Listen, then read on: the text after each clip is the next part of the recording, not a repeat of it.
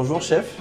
Bonjour messieurs. Merci de nous accueillir Stéphane et moi ici à l'hôtel de Crillon, Rosewood Hotel.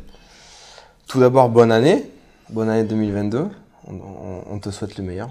Merci beaucoup, bonne année à vous également. Pour toi et pour toute l'équipe du Crillon. Année 2022 pour nous qui va marquer un grand changement parce que le mât des confitures va devenir Maison Lorino. Et justement, dans le cadre de ce changement, on va venir à la rencontre des acteurs de l'hôtellerie de luxe, les chefs comme toi, les directeurs d'hôtel, les directrices des achats. Et on va aborder non pas les tâches que vous avez au quotidien professionnel, mais on va plus aller sur les hommes, les femmes qui se cachent derrière les métiers de l'hôtellerie de luxe. C'est une très belle initiative. On essaye. Alors, Maurice, en arrivant à l'hôtel avec Fabien, on discutait du nouveau concept de menu que vous avez mis en place à l'écran. Oui. Concept que tu as mis en place avec Xavier Tuzat, le sommelier. Tout à fait. Et avec Mathieu Carlin, ton chef pâtissier. Tout à fait. Tu peux nous expliquer un peu plus ce menu? Le concept est très simple. Le client arrive, il va choisir ce qu'il va boire. Donc ça peut être du vin, ça peut être du saké, ça peut être des boissons non alcoolisées parce qu'on a prévu également ce petit sujet-là. Et après, moi, je fais un menu complètement sur mesure. Ça fait que on demande quand même aux clients ce qu'ils souhaitent manger, ce qu'ils n'aiment pas, s'ils ont des allergies. Et moi, derrière, je fais un menu complètement sur mesure. Ça fait que chaque table, chaque client mange un menu unique à sa table. Donc ça va faire 3-4 mois que vous avez lancé ce concept. Depuis le 22 septembre. Quel est le retour? Comment réagissent les clients quand ils arrivent à l'écran? Les retours sont très bons. Beaucoup de clients me disent qu'ils avaient beaucoup de mal dans d'autres restaurants à choisir leur vin pour une succession de plats. Là, le client choisit vraiment le vin qu'il souhaite déguster. Et puis après, moi derrière, avec les équipes en cuisine, on choisit les entrées, les plats, le dessert. Et les retours sont très très bons. Alors si tu le veux bien, on va revenir sur le début de notre collaboration. C'est en février 2019, il y a un peu plus de 2 ans et demi. Je prends mon téléphone, je décide de t'appeler, je me présente et je n'ai pas le temps de finir ma phrase que tu me coupes et tu me dis quand est-ce que vous pouvez passer à l'hôtel. Donc ça m'avait vraiment surpris à l'époque. T'es comme ça aussi en cuisine, dans la vie, spontanée? Je pense que je suis tout le temps comme ça et puis quand je sens les choses, j'y vais, je suis tout le temps mon instinct, ou pratiquement tout le temps. Et puis quand je sens qu'il y a un feeling, il y a quelque chose, j'y vais, je me pose pas tellement de questions. Je me pose souvent les questions après. Ça doit être le signe du bélier, ça. D'accord. Très fonceur et on voit après ce qui se passe. D'accord. Et là, maintenant, ça fait 2 ans et demi que tu nous accordes ta confiance. Pourquoi tu nous as choisi en fait il y a 2 ans et demi? Une confiture qui est très peu sucrée, c'est riche en fruits. Le produit, il est tout le temps identique. Je pense que je vous aime bien également. Et j'ai besoin d'avoir une relation particulière avec mes fournisseurs également. J'ai besoin d'aimer les gens avec qui je travaille, qu'il y ait un échange, qu'on se comprenne, qu'on dialogue. J'ai besoin de ça, j'ai besoin d'un contact comme ça, moi. Et je ne vais pas dire que tous mes fournisseurs c'est comme ça, mais pas loin, je pense. Les 3/4 c'est comme ça, il faut que je m'entende bien avec eux. Si je ne m'entends pas, ça ne marche pas. Alors si tu le veux bien, on va revenir sur ton parcours. On va un petit peu parler de toi. Septembre 93, tu as 15 ans, tu t'engages dans un BEP CAP de cuisine chez toi en Savoie, au lycée hôtelier de Challes-les-Eaux. Tout à fait. 15 ans, la cuisine, pourquoi? 15 ans, la cuisine, parce que mes parents déjà étaient restaurateurs. Moi, mes parents sont restaurateurs, ont eu un restaurant quand j'avais 7 ans. Une plage sur Aix-les-Bains, donc restaurateur saisonnier. Et puis forcément, on est bercé dedans tout le temps, quoi. Tout le temps, tous les jours. Et puis il y a certainement aussi la famille. Ma grand-mère avait 8 enfants, donc les réunions de famille, on était 35-40 personnes. Les plats conviviaux, mes tantes qui cuisinaient, ma grand-mère qui cuisinait, tout ce monde autour de la table qui rigolait, qui s'amusait, on passait des moments extraordinaires. Donc je pense que ça vient de là également. Et puis l'envie de partager, de faire plaisir. Moi, je fais ce métier parce que j'aime faire plaisir. J'aime cuisiner parce que souvent ça donne du plaisir. Du moins, on essaie de donner du plaisir. Complètement. 2 ans plus tard, donc, tu décroches ce BEP et tu t'engages directement au Martinez à Cannes. Voilà. Dans le grand bain, tout de suite. Dans le grand bain, de suite. T'es commis de cuisine du chef doublement étoilé Christian Villers. C'était déjà une évidence pour toi de cibler l'hôtellerie de luxe? C'était un choix d'aller vers les grands hôtels? Je vais déjà reprendre parce que c'était pas commis, c'était deuxième commis. Donc, deuxième commis. Non, mais c'est pas un souci, mais c'est vraiment pour dire que j'ai vraiment attaqué au bas de l'échelle. Et attaquer deuxième commis dans une maison comme ça, c'est extrêmement impressionnant. Je me rappelle, la nouvelle équipe venait d'arriver, Christian Villers était au pass. Ben messieurs, on va commencer, vous allez tous me faire une omelette. Bon. Et tout de suite, on a tous fait une omelette. J'avais 17 ans, on a tous commencé par faire une omelette et je pense que la personne qui réussissait pas à faire l'omelette, je pense qu'il restait pas. On savait tous faire, donc, parce qu'à l'époque, c'était vraiment quelque chose qu'il fallait faire tout de suite, c'est la base. Il faut savoir faire une omelette, c'est indispensable. Donc, omelette passée, et après, oui, Martinez à Cannes, parce qu'à l'époque, travailler dans un 2 étoiles Michelin, mais c'était un rêve. Hein.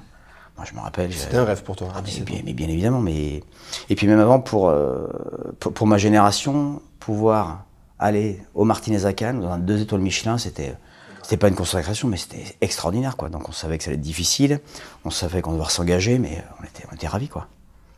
Et puis moi, commencer par là, c'est extraordinaire, quoi. En parallèle, tu étais logé chez ton oncle, je crois. Tout à fait. Enfin, il y avait mon oncle à Grasse, donc c'était bien, donc j'avais la famille pas loin. T'avais la famille pas loin. Donc ça m'équilibrait pour les week-ends, parce que les semaines étaient difficiles, hein, normal. Après, on attaque le grand bain, tout de suite, il faut enclencher la 6e, hein. On passe pas la première vitesse. C'est la 6e tout de suite. Non mais super souvenir, et puis les légumes, le Martinez à Cannes. En plus, j'avais beaucoup de chance, j'étais juste à côté du chef pendant le service. Donc c'était une chance inouïe. Donc il me laissait rien passer. Et je passais, oui, j'étais à 70 cm de lui. Je dressais toutes les assiettes à côté de lui, en fait. Et une particularité, on dressait une assiette d'une façon le midi, et le soir, il fallait la faire différemment. Mais on ne savait pas comment. Donc c'est pour ça, en termes d'adaptabilité, c'est extraordinaire. Ouais, c'est génial. C'est très dur, mais c'est génial. Ouais. Avec le recul, waouh. Tu restes une année? Tout à fait. Et ensuite, les 6 années qui suivent, tu vas dans les brigades du chef à Chabran. Tout à fait. Meloise, Michel Rochelier au Chabichou. Tout à fait. Et puis Jean-Pierre Jacob et Michel Troisgros, où tu seras son seconde cuisine. Tout à fait. Ça fait beaucoup d'étoilés là, sur les 6 années qui ont suivi. Bah, qu'est-ce qui se passait? Bien évidemment qu'on se forge comme ça, et puis quand on passe chez un chef, après on lui dit bah, chef, j'aimerais bouger. Bah, souvent le chef dit bah, qu'est-ce que tu veux faire? Tu vas aller où? J'ai des potes, là, qu'est-ce que tu veux faire? C'est comme ça que ça marche. Puis après on enchaîne, quoi. Mais bon, pour moi c'est un parcours extraordinaire parce que en termes d'apprentissage, c'est génial de faire beaucoup de chefs, quoi. Après, il y a des choses chez chaque chef qui nous plaisent beaucoup, d'autres un petit peu moins, d'autres qu'on adhère, on n'adhère pas, mais c'est comme ça qu'on se crée une patte, si je peux dire, quoi. Mm-hmm. Et moi, c'est une richesse dont je me sers actuellement tout le temps, tous les jours, quoi. Et de ces expériences, il y en a un de chef qui t'a plus marqué que d'autres? Mais tous, ils m'ont marqué parce que j'ai appris des choses différentes chez tous, quoi. Puis je pourrais pas dire, il y a des choses partout différentes et qu'on apprend, qu'on adhère plus ou moins, mais j'ai appris chez tout le monde, c'est extraordinaire. J'ai une chance inouïe d'avoir bossé avec 6 grands chefs comme ça.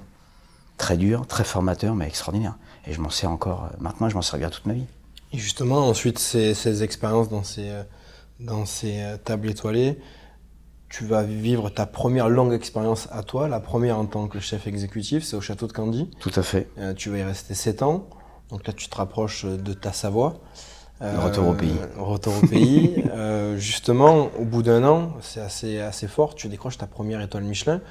C'est le premier macaron pour toi. Oui. Goemio. J'en ai encore des frissons. Ouais, c'est vrai. Non, mais c'est normal, c'est normal. Goemio te nomme grand chef de demain. Oui. On peut parler de tournant de ta carrière là, à ce moment-là? Bien sûr, bien sûr. Et puis après, c'est même un tournant en tant que chef parce que j'ai plus personne au-dessus de moi. Et puis là, il faut tirer complètement tout le monde, les équipes, les faire grandir, les faire évoluer. Il faut travailler sur le management. Il faut travailler sur, il faut décrocher les talents aussi. Il faut leur donner envie de travailler avec toi. Il faut emmener tout le monde, quoi. Il faut emmener tout le monde. Là, faut s'occuper de tout, quoi. Non, mais c'est extraordinaire. Et puis 1 an après l'étoile, oui, j'ai eu beaucoup d'exigences quand je suis arrivé là-bas. J'ai fait arriver des gens avec moi, mais au bout d'1 an, dire qu'on a chopé l'étoile, c'est que tout le monde a très très bien travaillé, quoi. Donc c'est une récompense pour tout le monde, pas que pour moi, quoi. Pour les équipes elles étaient ravies. Non, ça je me rappelle encore, on était 5 en cuisine, et puis séminaire, banqueting, mariage, les brunchs, enfin c'était hyper complet. On avait 4-5 points de vente, et puis on faisait tout ensemble, quoi. Ouais. Le samedi soir, on faisait des mariages, quand on avait le restaurant gastronomique, on avait tout, on faisait des cocktails, on faisait des brunchs. Et puis arriver aux équipes, leur dire les gars, on a l'étoile, mais mec, tout le monde était les larmes aux yeux, c'était génial. Ouais, c'est super. Non, un souvenir extraordinaire. Beaucoup de travail et puis une récompense à la fin, donc c'est souvent que je dis, quand on travaille, à un moment, ça paye, quoi. Ça paye, obligatoirement. Et en 2010, tu te fixes un autre challenge, à 33 ans, tu décides de créer ton propre restaurant. Tout à fait. Bah là encore un changement encore un petit peu différent, mais encore une fois au pays, avec Aix-les-Bains, là où je suis né. En famille? En famille, avec mon frère, avec ma femme. Mes enfants étaient en bas âge. Donc je pouvais pas dire, bah, écoute, on va partir là, on va partir là. C'est pas la facilité non plus. Alors, créer ça avec des enfants en bas âge, c'est pas non plus la facilité. Après, je pense qu'on maîtrise un petit peu plus de choses. On dit, bah, t'as les jours on ferme là, on ferme le week-end, on ferme dimanche et lundi. Donc après, on a les avantages et les inconvénients qui font d'être entrepreneur, quoi. Après, on fait tous ces choix. Ces choix, ils sont propres à nous, on doit les assumer tout le temps et tous les jours. Mais on décide de tout. Il n'y a pas une direction dessus qui va dire, bah, ça on fait ça comme ça, ce jour-là on fait ça, ce jour-là on fait ça, ce jour-là on fait ça. Là, on a le libre arbitre de tout, mais on a aussi le libre arbitre de toutes les conséquences. Et justement, si aujourd'hui, vu que tu peux faire la comparaison entre être chef de son propre restaurant ou être chef salarié, comme c'est le cas aujourd'hui dans un hôtel, c'est quoi les avantages, c'est quoi les inconvénients pour toi? Il y a les avantages et les inconvénients dans tout. Après, il faut vraiment voir ce qu'on a envie de faire. Ouais. Moi, j'avais un rêve, je voulais être chef dans un palace. Je l'ai déjà fait à Courchevel, je le fais encore ici, puis c'est quelque chose que je l'avais noté dans un article il y a quelques années de ça, et puis j'y suis arrivé. Donc, encore une fois, le travail paye, tout le temps. Mais c'est très bien d'être ici, c'est très bien d'être à son compte. Après, c'est une question de choix personnel. Qu'est-ce qu'on a envie de faire? Tout à fait. Et donc, justement, tu en as parlé toi-même, après l'étape entrepreneuriale, Palace, tu passes l'étape Palace, Courchevel, et puis maintenant ici, à l'hôtel de Crillon, au réseau d'hôtel. Être chef d'un palace, c'est différent, la pression, les attentes. Bien sûr, la pression de la clientèle, la pression de la direction. Il y a un certain standing à avoir, il faut manager les équipes. Il y a des objectifs, il y a du management, et puis il faut faire aussi grandir les collaborateurs. Parce que le but, c'est qu'on ait des collaborateurs, qu'on les fasse grandir, qu'on les fasse évoluer, que les sous-chefs passent chefs, que tout le monde grandisse, quoi. Après, j'ai une chance extraordinaire d'être à l'hôtel de Crillon, quoi. C'est un rêve, quoi. Il y a tellement eu de grands chefs ici, il y en aura tellement après moi. C'est extraordinaire, quoi, l'hôtel de Crillon. Et puis tout le monde le connaît, quoi. Et justement, le Goemio écrit à ton sujet, l'ancien élève de Christian Willer est sans doute le cuisinier idéal pour ce mythique établissement qui est l'hôtel de Crillon. C'est beau, hein. C'est super beau, ça fait plaisir. Beau, ça fait plaisir aussi que. Tu es d'accord avec cela? Parce que je suis d'accord, c'est pas moi qui dis si je suis d'accord avec ça. Mais bien évidemment que ça me fait plaisir. Bien évidemment, surtout qu'on parle de Christian Willer, parce que premier chef, j'ai appris à faire les légumes chez lui. Je fais encore les légumes comme je les faisais là-bas, parce que pas de légumes cuits à l'eau, un légume cuit à l'étouffée, avec l'eau de végétation qui va nourrir le légume. Enfin, j'ai appris à cuire un légume comme une viande, quoi. Enfin, c'est dire à quel point, là-bas, on faisait attention aux légumes. Quand les légumes y arrivaient, c'était 12h30 du marché, il y avait déjà des bons passes. Les asperges, elles étaient encore vivantes, si je puis dire. On les épluchait, on les cuisait à la minute, quoi. Et il y avait déjà des bons passes, donc j'ai appris un respect du légume avec lui extraordinaire. Donc là, que le Goemio parle encore de Christian Willer, c'est génial. Puis oui, pour moi, c'est très gratifiant. C'est très gratifiant. Merci beaucoup Goemio, là. Non, et puis les potes, ils m'appellent, ils se marrent. Ah, t'as vu ce que t'as, c'est génial, quoi. Non, c'est top. Alors aujourd'hui, grâce à la télé, les chefs sont mis en avant. Ils sont très populaires, certains ont même plus de followers sur Insta que des joueurs de foot ou, tout à fait. Ou que des chanteurs. C'est quoi toi, ton regard que tu portes sur cette nouvelle dimension qu'ont les chefs aujourd'hui? Les anciens cuisiniers, les anciens chefs, c'était quand même beaucoup plus difficile à l'époque. Hein, on n'avait pas ce visuel sur nous. Là, il y a les caméras sur nous. On regarde ce qu'on fait, on regarde comment ça se passe sur Instagram. Et même la télé nous aide beaucoup, nous fait grandir, nous fait évoluer. Après, il ne faut pas non plus se noyer et pas confondre le téléphone portable et le couteau de cuisine. Moi, je pense qu'un chef doit tout le temps garder un lien avec ses cuisines. Après, bien évidemment, à certains, ça leur convient, j'ai aucun souci avec ça, mais notre lien à nous, de cuisinier, de chef cuisinier, c'est de faire la cuisine, pour moi.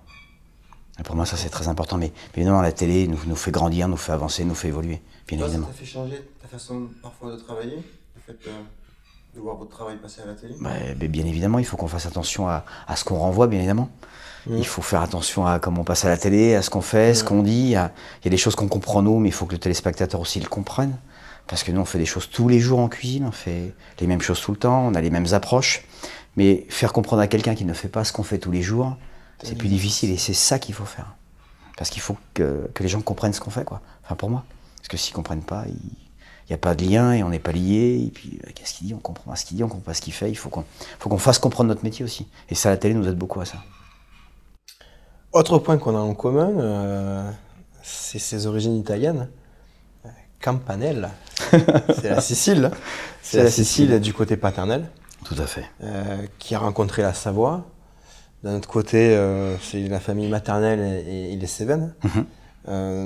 Sicilien, Savoyard, Cévenol, ça en fait, c'est un sacré mélange. Est-ce que toutes ces cultures, tu les ressens en toi? Est-ce qu'elles se traduisent au quotidien, dans ta cuisine, dans ta manière de vivre? Forcément, c'est dans ma cuisine parce que moi j'ai tout le temps baigné dedans. Moi j'ai un souvenir de mon père qui tous les dimanches soirs nous faisait des pâtes. Tous les dimanches soirs, je ne sais pas ce qu'il nous faisait. Il faisait des spaghettis, il faisait des polpettes, il faisait des lasagnes, mais le dimanche c'était les pâtes, c'est lui qui cuisinait. Bon, il y en avait un petit peu de partout, ça je lui ai jamais dit, mais tous les soirs il faisait un plat de pâtes, enfin tous les dimanches soirs il faisait un plat de pâtes et c'était extraordinaire quoi. J'ai souvenir de ça. Et forcément, moi après même dans ma cuisine, moi je sais que sur mes cartes, j'ai tout le temps une pâte. Tout le temps une pâte parce que j'aime ça, parce que je trouve qu'une pâte magnifiquement bien faite, c'est tout le temps extraordinaire. Après, on la marie avec du homard, on la marie avec de la truffe, on marie avec des champignons. Après, on fait un petit peu comme on veut, quoi. Mais forcément, tous ces produits sont dans ma cuisine. Aussi bien les produits du Sud que de l'Italie, que forcément, on est liés tous les trois. Forcément. L'autre fois, on discutait au détour d'une conversation des personnalités que vous receviez au Crayon. Et je t'ai demandé quelle est le numéro de téléphone de la personnalité la plus importante que tu as, ou de la personne la plus insolite, et tu m'as répondu. Et puis je t'ai répondu ma mère. Tu as répondu ta mère. Et puis après, ce que je t'ai dit aussi, c'est qu'il fallait pas le dire à ma femme. Donc ta maman. Ouais. C'est important pour toi la famille? Ouais, bon, c'est primordial. C'est mon équilibre la famille. J'ai pas de famille, moi j'ai pas d'équilibre. C'est aussi bien ma femme que mes enfants, que ma mère. C'est primordial tout ça. Et puis je suis très proche de ma famille parce que j'en ai besoin et puis parce que... Et justement, y a quelqu'un qui a voulu te faire un petit coucou et te passer un petit message. Donc je te laisse lancer la vidéo. Oh putain. Ça tu l'avais pas dit ça. Coucou Boris, c'est maman. Fabien est venu aujourd'hui, tu vas le voir. Vous êtes des fous. Et comme je lui ai dit, je suis fière de toi pour ton parcours.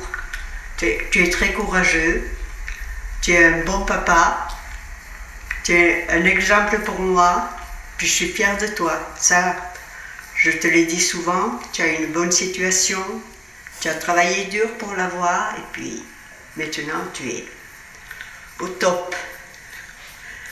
Je pense souvent à toi, que tu travailles très dur, mais enfin, tu fais un métier que tu aimes, tu fais beaucoup d'heures, mais ça, tu te plains jamais. C'est moi, ta maman, que je suis fière de toi, de ton parcours. Tu te rappelles, je te l'avais dit souvent, à 12-13 ans, je disais qu'est-ce qu'il va faire dans la vie, puis tu vois, tu as bien réussi. Tu as travaillé dur pour y arriver, enfin, tu vois, maintenant tu es au top. Je te fais des gros bisous et je pense souvent à toi. Putain, vous êtes des bons les mecs, hein, je vous le dis moi. Elle vous a ouvert la porte, non? Ta maman. C'est chouette ça. Reçu chaleureusement. Elle m'a pas dit toi. Waouh. Puis je l'ai eu ce matin au téléphone. Tiens, bon, je l'appelle 3 fois par semaine. Elle m'a dit, ouais. Normal quoi. Putain, tu l'avais pas dit ça. Non, c'est chouette, c'est chouette. Donc la famille, c'est super important. Ouais, bien évidemment, Moi, j'ai senti ce lien qu'il y avait entre vous deux. Ouais, non, mais même j'avais le même lien avec mon père. Mais bon, après, voilà quoi. Voilà. Mais avec ma mère, ouais, très fort, très très fort. Super. En parlant de famille, t'as un grand frère, Ouais, Frédéric. ouais, tout à fait. Si tu devais décrire ton enfance, que tu as passé avec lui, par exemple. Moi, j'ai eu une super enfance, Aix-les-Bains, la pêche, les champignons, la montagne. Mon père, il avait un bateau. Il n'y a pas eu plus heureux que moi, quoi. C'est pas possible, quoi. Non, mais j'ai eu une enfance extraordinaire, quoi. Mon frère a 5 ans et demi de plus que moi. Il est restaurateur sur Aix-les-Bains encore. Et bon, mon enfance, c'était génial, quoi, Aix-les-Bains. La plage l'été, le lac, les montagnes. Au 59, tu étais en cuisine et Cédric gérait la salle. Tout à fait. Maintenant, il continue le restaurant seul et puis ça se passe très bien. Super. Mais bon, moi, j'ai eu une enfance, on peut pas rêver mieux, quoi. Mon père était très nature, maman elle était plus devoir, fais attention. Puis souvent il lui disait, mais il vaut mieux qu'il sache pêcher, ramasser des champignons, ce genre de sens pas, mais il saura tout le temps manger. Ouais. Et puis Tu vois. et puis c'est vrai que ma mère tout le temps était compliquée parce que l'enfant, je pense qu'on a un petit chapitre après, mais ouais, j'ai dû la faire pleurer un paquet de fois, ouais. Parce qu'elle était quand même assez inquiète, ouais. Mais tu disais, je savais pas quoi. Oui. Non, mais je l'ai souvent fait pleurer, ouais, bien sûr. Parce que l'adolescence, un peu. C'était comment adolescent? Je sais pas, peut-être. Agité ou ça? Agité, bélier, donc forcément agité, forcément. Pourtant, je joue au rugby pour me détendre un petit peu, mais forcément. Et puis l'école, j'ai pas trouvé. Moi, rester assis 8 heures par jour sur une chaise, c'était difficile. Donc, puis pension, et puis parce que j'étais pas gardé dans les collèges, parce qu'un petit peu turbulent, un peu instigateur de tout ce qui se passait un peu différent, quoi. Donc après la pension m'a remis dans le droit chemin, puis après école hôtelière qui a surgi dessus, quoi. Donc la pension m'a remis dans le droit chemin, bien évidemment, quoi. Je suis sorti, j'avais 15 ou 16 de moyenne, alors que moi je faisais pas grand chose à l'école, mais en pension c'était bien. Si on travaillait pas, le mercredi on sortait pas, on n'allait pas jouer au rugby, on venait pas voir les copines, et même les week-ends on restait en pension si on travaillait pas bien. Donc forcément à un moment, comme give and take, il faut travailler pour avoir des loisirs, pour pouvoir rentrer à la maison le week-end. Donc après forcément travail, forcément. Je sais pas si c'est une bonne solution, mais c'est une solution qui m'a convenu à moi. Aujourd'hui t'es papa, Ouais. comme moi. Et moi, je vois comme c'est compliqué d'être à la fois au travail et puis de concilier la vie de famille. Ouais. Mais toi, ici, dans le palace, avec les horaires de travail, avec l'exigence, comment tu arrives à concilier les deux? Est-ce que j'y arrive? Je ne sais pas. La semaine de travail, je suis au travail bien évidemment, mais après moi les week-ends, j'essaye vraiment de rester tout le temps en famille. Tout le temps en famille avec ma femme, avec mes enfants, avec mon fils, on va souvent à la pêche, on va aux champignons, donc ça fait partie de ma vie aussi, puis c'est un peu mon exutoire. Tu reproduis ça. Je reproduis ça, mon fils il joue aussi au rugby, et je reproduis ça parce que j'aime ça, parce que mon père me l'a inculqué, et puis mon fils, je pense qu'il match complètement avec ça aussi. Ma fille, je l'ai amenée un peu aux champignons, mais c'est pas un truc qu'elle adhère, maintenant elle a 15 ans, donc c'est différent, mais mon fils, ouais, il est complètement là-dedans, ouais. Et papa, qu'est-ce qu'on fait ce week-end? T'es là, on va aux champignons, on va à la pêche. Ta fille est plus portée sur la cuisine, non? Ma fille cuisine beaucoup à la maison, elle aime bien cuisiner. Elle fait beaucoup de pâtisserie. Futur chef pâtissier. Je sais pas. Elle a rencontré Mathieu Carlin. Je sais pas si je la déconseille de faire ce métier ou pas, mais ce que je leur dis souvent, il faut déjà regarder pour les études, ce que tu as envie de faire. Et puis, à l'époque, nous on disait que c'était une voie de garage pour nous. Alors que maintenant, ça l'est plus du tout, mais je veux aussi qu'ils soient conscients qu'on travaille le week-end, on travaille le soir, on travaille quand les gens s'amusent, on travaille pendant toutes les vacances. Donc il y a vraiment quelque chose qu'il faut mettre dans la balance tout de suite. Faut pas se dire je fais ça un petit peu, après je ferai autre chose. Tu vas faire donc 45 ans cette année, si nos calculs sont bons. On peut dire que tu es quasiment à mi-parcours de ton chemin professionnel. Ouais. Justement, quel regard portes-tu sur cette première partie de carrière? As-tu des regrets? As-tu encore des choses que tu n'as pas encore accomplies? Tu me parlais de faire le rêve d'être dans un palace. Ça s'est fait, check. Ça s'est fait, je coche. Quel regard portes-tu sur cette première... Alors le regard que je porte, beaucoup de travail, j'ai beaucoup travaillé, j'ai également beaucoup appris, j'apprends encore tous les jours. Je pense que je ne changerai rien, parce que je suis là aujourd'hui, parce que j'ai fait tout ça avant. Je sais pas, je changerai. Oui, il y a des moments difficiles, il y a des moments extraordinaires, des moments plus compliqués, mais chacun dans sa vie vit des moments comme ça. Et non, j'ai envie de rien changer, parce que je suis là maintenant, j'ai beaucoup de chance d'être là où je suis, et puis le travail paye un moment, on en parle encore, j'en parle tout le temps, et non, j'ai envie de rien changer. D'accord. Puis changer les choses maintenant, pourquoi? Non. Ouais, c'est génial ce qui m'est arrivé, c'est oui, génial. Il y a pire comme parcours. Ouais, après il y a plus malheureux, il faut pas décoller non plus, quoi. C'est vrai. Et dans 10 ans, tu te vois où? La suite, c'est quoi pour toi là? Dans 10 ans, qu'est-ce que je fais? Je ne sais pas. Un truc qui est sûr, c'est que je ferai tout le temps de la cuisine. Tout le temps de la cuisine parce que j'aime ça, parce que j'ai besoin de cuisiner, parce que quand je ne cuisine pas, je suis pas bien. Quand je suis en vacances 15 jours, je cuisine tout le temps, partout, chez tout le monde, mais j'ai besoin de ce contact avec mes équipes, avec les fournisseurs, avec les produits, j'ai besoin de cuisiner. Ça fait partie de moi, je cuisine pas, je suis pas bien. Tu laisses un peu la cuisine des fois à la maison ou pas? Tu laisses justement Ingrid, ta femme, ou non, toujours? Quand je suis les là, enfants, je cuisine tout le temps. Toujours. Tout le temps, toujours. D'accord. Mais ça fait partie, c'est même naturel, enfin. Ouais. C'est pas, tiens, c'est moi qui fais à manger ce soir, non, c'est naturel, je suis là, comme depuis toujours. Hein. Mais même quand je suis invité chez des amis, je suis pas sur le canapé, je vais en cuisine. Malheureusement, même quand je les connais pas, ma femme me dit, mais putain, mais tu me gênes, qu'est-ce que tu fais? Je dis, mais je sais pas, je vais lui donner un coup de main, voir si elle donne un coup de main, ou je sais pas, un dressage, un truc, une astuce. Non, c'est surtout pour partager en plus. Parce que la cuisine, ça se partage, ça s'explique, ça se communique, ça se transmet. Et puis moi, j'aime ça, je trouve ça génial. Puis même des fois, j'apprends des choses tout le temps, quoi. On apprend de tout le monde et tout le temps. Merci Boris pour cet entretien. Merci à vous, merci beaucoup. Je crois que tu souhaites nous faire découvrir un produit qui justement est cultivé et produit pas loin de Maison-Lorino, en Occitanie, au Salagou. Tout à fait.